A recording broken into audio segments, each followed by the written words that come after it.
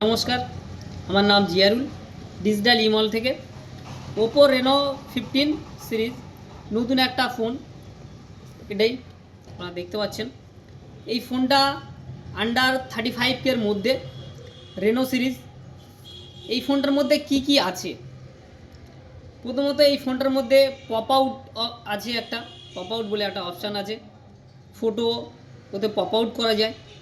2 নম্বরে কী আছে, 50 megapixel main camera আছে, 50 মেগাপিক্সেল ফ্রন্ট ক্যামেরা আছে সেলফি উইথ 100 ডিগ্রি এফওভি।